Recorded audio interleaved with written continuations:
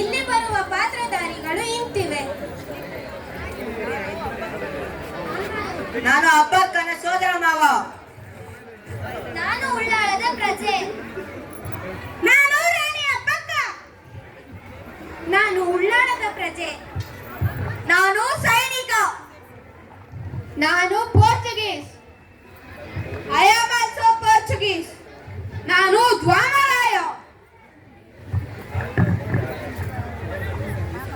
ಅಬ್ಬಕ್ಕಳು 16ನೇ ಶತಮಾನದಲ್ಲಿ ಪೋರ್ಚುಗೀಸರ ವಿರುದ್ಧ ವೀರಾವೇಶದಿಂದ ಹೋರಾಡಿದ ವೀರ ಮಹಿಳೆ.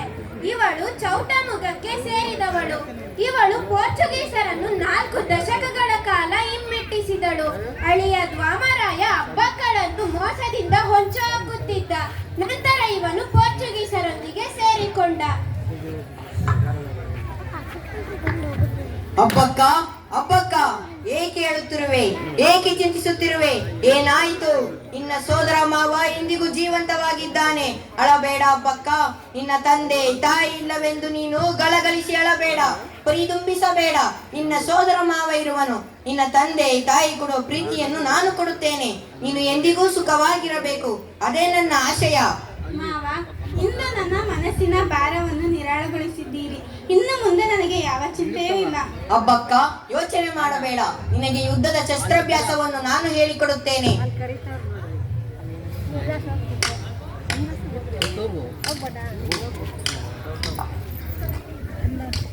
ಅಬ್ಬಕ್ಕ, ಈಗ ನೀನು ಎಲ್ಲಾ ವಿದ್ಯೆಯಲ್ಲೂ ಪಾರಣ್ಯವನ್ನು ಹೊಂದಿದ್ದೀಯಾ. ಈಗ ನೀನು ವೀರ ದಿಟ್ಟ ಮಹಿಳೆಯಾಗಿದ್ದೀಯಾ. ಈಗ ನಿನಗೆ ಪಟ್ಟಾಭಿಷೇಕ ಒಂದೇ ಬಾಕಿ. ನಡೆ. ಈ ರೀತಿ ತನ್ನ ಸೋದರ ಮಾವ ತಿರುಮಲರಾಯನ ಆಶ್ರಯದಲ್ಲಿ ಬೆಳೆದ ಅಬ್ಬಕ್ಕಳು ಸಕಲ ಯುದ್ಧ ಪರಿಣಿತಿಗಳನ್ನು ಹೊಂದುವಳು. ನಂತರ ಇವಳಿಗೆ ಪಟ್ಟಾಭಿಷೇಕ ನಡೆಯುವ ಸಂದರ್ಭ. ಅಬ್ಬಕ್ಕ, ತೆಗೆದುಕೋ ಈ ಪಟ್ಟದ ಕತ್ತಿಯನ್ನು. ಮಹಾರಾಣಿ ಅಬ್ಬಕ್ಕ ದೇವಿಗೆ, ಮಹಾರಾಣಿ ಅಬ್ಬಕ್ಕ ದೇವಿಗೆ, ಮಹಾರಾಣಿ ಅಬ್ಬಕ್ಕ ದೇವಿಗೆ.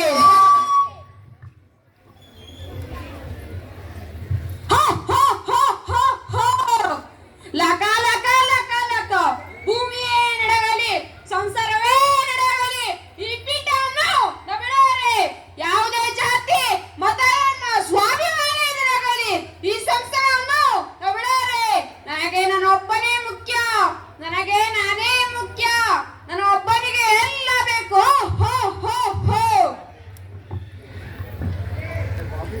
ಅಳಿಯ ದ್ವಾಮರಾಯ ಆಸ್ಥಾನವನ್ನು ವಶಪಡಿಸಿಕೊಳ್ಳಲು ಸಂಚು ಹಾಕುತ್ತಿರುವ ದೃಶ್ಯ.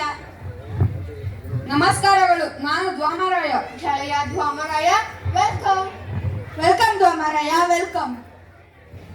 ನನ್ನನ್ನು ಕರೆಸಿದ್ದ ಉದ್ದೇಶ? ಗೆಳೆಯ ದ್ವಾಮರಾಯ, ನಾವು ಈಗಾಗಲೇ ಕೋಲಾರವನ್ನು ವಶಪಡಿಸಿಕೊಂಡಿದ್ದೇವೆ. ಈಗ ನಮ್ಮಷ್ಟೇ ಬರುವುದು ದಕ್ಷಿಣದ ಕಡೆಗೆ. ಮಂಗಳೂರು ಉಳ್ಳಾಳದ ಸುತ್ತಮುತ್ತಲಿನ ಪ್ರದೇಶವಾಗಿರೋದ್ರಿಂದ ನಾವು ಅದನ್ನು ವಶಪಡಿಸಿಕೊಳ್ಳಲು ಸಾಧ್ಯವಿಲ್ಲ. ಅದಕ್ಕೆ ನೀನು ಸಹಾಯ ಮಾಡಬೇಕು.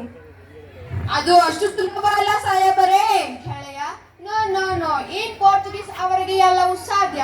ನೀವು ಹೋಗಿ ಅಬ್ಬಕ್ಕನಿಗೆ ತಿಳಿಸಿ, ಕಪ್ಪ ನಮ್ಮ ಸ್ವತ್ತು, ನಮ್ಮ ಜೊತೆ ಸ್ನೇಹವನ್ನು ಬೆಳೆಸಲು ಹೇಳಲಾಗಿದ್ದಾರೆ. ಅದು ಯುದ್ಧ ಯೋಚನೆಯಿಂದ ಕಂಡು ಸಹಾಯ ಸಹಾಯ ರೇ ದ್ವಾಮರಾಯ, ಐ ಕ್ಯಾನ್ ಅಂಡರ್ಸ್ಟ್ಯಾಂಡ್. ಸರಿ, ಆ ಕೆಲಸ ಏಕೆ ತಿಳಿಯಿರಿ.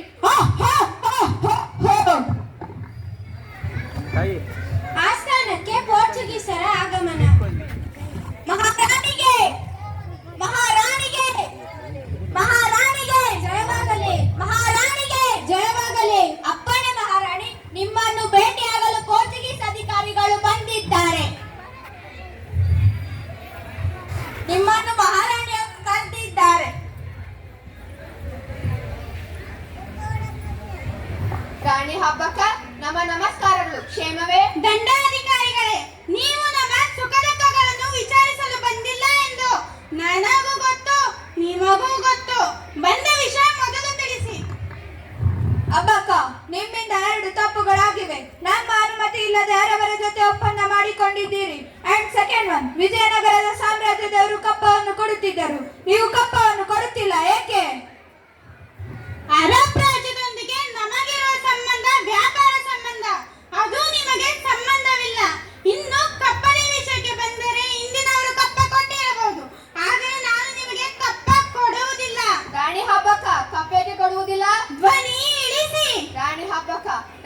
ಹಬ್ಬಕ್ಕ ನೀನು ನಿಯಮವನ್ನು ವಿರೋಧಿಸುತ್ತಿರುವೆ. ಈ ಪೋರ್ಚುಗೀಸ್ ಸೈನ್ಯಕ್ಕೆ ಗುರಿಯಾಗಬೇಕು. ನಿಮ್ಮ ಕೋಪವೇನು ದಂಡಾಧಿಕಾರಿಗಳೇ? ನೀವು ನಿಂತಿರುವುದು ಈ ರಣಸಿಂಹಿನ ನೆಲದಲ್ಲಿ. ಅಬ್ಬಕ್ಕ, ನೀವು ಕಪ್ಪ ಕೊಡದಿದ್ದರೆ ನಾವು ಇಲ್ಲಿಂದ ಹೋಗುವುದಿಲ್ಲ. ನೀವು ನಿಂತಿರುವ ನೆಲ ನಿಮ್ಮದಲ್ಲ, ಉಸಿರಾಡುತ್ತಿರುವ ಗಾಳಿಯೂ ನಿಮ್ಮದಲ್ಲ, ಕುಡಿಯುತ್ತಿರುವ ನೀರು ಕೂಡ ನಿಮ್ಮದಲ್ಲ. ಅಂದ ಮೇಲೆ ನಿಮಗೇಕೆ ಕೊಡಬೇಕು ಕಪ್ಪ? ಇಲ್ಲಿ ಬೆವರು ಸುರಿಸಿ ದುಡಿಯುವವರು ನಾವು ದುಡಿದು ನಿಮಗೆ ಕೊಡಬೇಕೆ? ಏಕೆ ಏಕೆ ಏಕೆ? ಚೀಫ್ ಪೋರ್ಚುಗೀಸರೇ, ನಿಮಗೆ ನಾಚಿಕೆ ಆಗುವುದಿಲ್ಲವೇ ಕಪ್ಪ ಕೇಳಲು? ಇದು ಕಪ್ಪವಲ್ಲ, ಭಿಕ್ಷೆ ಭಿಕ್ಷೆ. ನಾನು ನಿಮಗೆ ಭಿಕ್ಷೆ ನೀಡುವುದಿಲ್ಲ, ತೊಲಗಿ. It's more ಹಬ್ಬಕ್ಕ. ರಾಣಿ ಹಬ್ಬಕ್ಕ, ನೀವು ಮಾಡಿದ ಅವಮಾನಕ್ಕಾಗಿ ಪ್ರತಿಫಲವನ್ನು ನೀಡಿ ತೀರಿಸುತ್ತೇವೆ ನಾವು. ನನ್ನ ಕಣ್ಣ ಮುಂದೆ ನಿಲ್ಲಬೇಡಿ, ತೊಲಗಿ.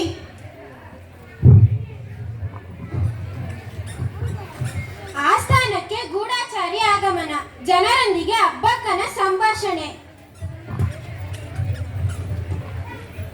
ಮಹಾರಾಣಿಗೆ ಜಯವಾಗಲಿ. ಪೋರ್ಚುಗೀಸರಿಂದ ಒಂದು ಸಂದೇಶ ಬಂದಿದೆ ತಾಯಿ. ಏನದು ಸಂದೇಶ? ಪೋರ್ಚುಗೀಸರ ಒಪ್ಪಂದದ ಪ್ರಕಾರ ನೀವು ಅವರಿಗೆ ಕಪ್ಪ ಕಾಣಿಕೆಗಳನ್ನು ಕೊಟ್ಟು ಗೌರವಾನ್ವಿತದಿಂದ ಬಾಳಬೇಕಂತೆ ತಾಯಿ. ಏನು? ಪೋರ್ಚುಗೀಸರ ಪ್ರಮುಖ ಒಪ್ಪಂದ ಒಪ್ಪಬೇಕೆ?